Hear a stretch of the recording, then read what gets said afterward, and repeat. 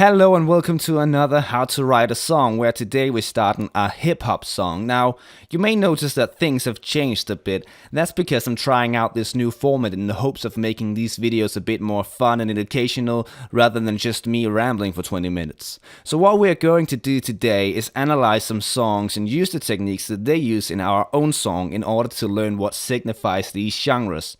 Does that make sense? If not, sit through the video and hopefully it will by the end. So today we are looking at hip-hop, and hip-hop is what we call a fusion genre, meaning it incorporates techniques from other genres. That's why this raindrop, drop top, smoking, no cooking the hot pot, and this 99 pounds, but a bitch ain't one. may sound very different, but both are hip-hop.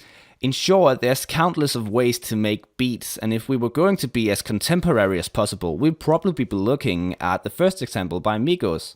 You see, hip-hop has evolved from being something funny and happy to something aggressive, and lately just something passively aggressive, which is not necessarily bad, but just how things have evolved. However, today we're going to look at one of my favorite beats. I'm gonna pop some tags, only got $20 in my pocket. This is the song Thrift Shop by MACKLEMORE and Raya Lewis from 2012. And yes, I'm very good at staying current with the times. And what's not to like, it's a happy vibe, a good message, and just generally a great song. But the thing we're really interested in today is its melodies. You see, most rap doesn't follow chords, but instead use contrapuntal melody lines, meaning that there is two or more melody lines being played at the same time. Now, Thrift Shop has many melody lines, three of which we're looking at today. The first one is the obvious one, the trumpet. Then there's the chorus. I'm gonna pop some tags, only got $20 in my pocket. And notice how the trumpet is still being played while the chorus is sung. That's Contrapuntal Melodies. And then a less obvious one, there's the bass line. Man, you hella won't. Then there's the bridge and the intro, and one might also argue that the actual rap is melodic in some form, but for the sake of time, let's stick with these. Now, all these melody lines are played individually and together in different combinations throughout the song, with only one part having them all play at the same time. Could it be at the end for creating a climatic effect? Nope. It's actually the first chorus at the start of the song. Try and listen. I'm gonna pop some tags, only got $20 in my pocket. This helps the listener to get acquainted with all the melodies and the contrapuntal function right off the bat, so that they all feel familiar later on.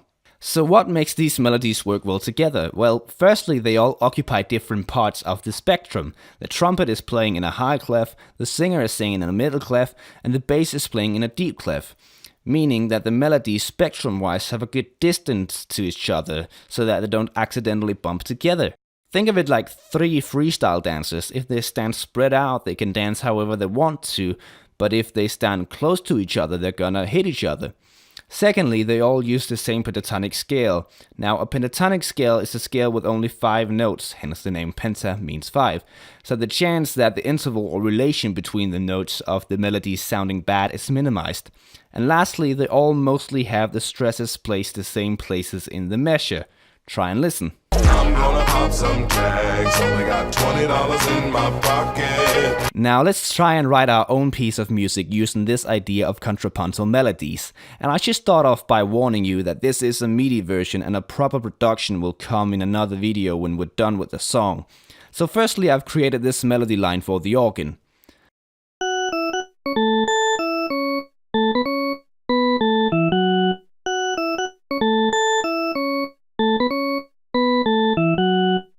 Now, it may not be a trumpet, but it serves the same purpose, being the highest of our melody lines. And notice how I've used a pentatonic scale in F sharp minor. Then I start writing the melody for the chorus, and here I make sure 3 things. 1, that the 2 melodies have largely the same stresses. 2, that they both use the same pentatonic scale. And 3, that the tonal range is very limited. I want it to be easy to sing so that the audience is encouraged to join in. Now these two together sound like this.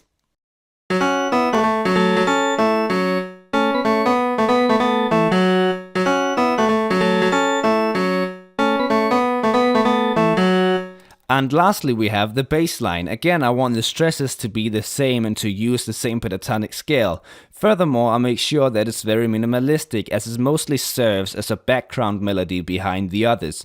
Lastly, I have decided just to have the primary tone go one note up for each measure to create a build-up effect. Together, all the melodies sound like this.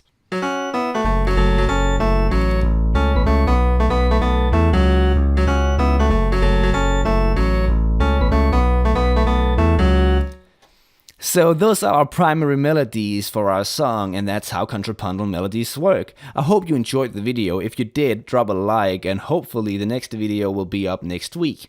And please do tell if you prefer this format or the old one. I am really looking to improve the channel and hopefully find more time for it. My name is Alexander Klock, and I'll see you next week.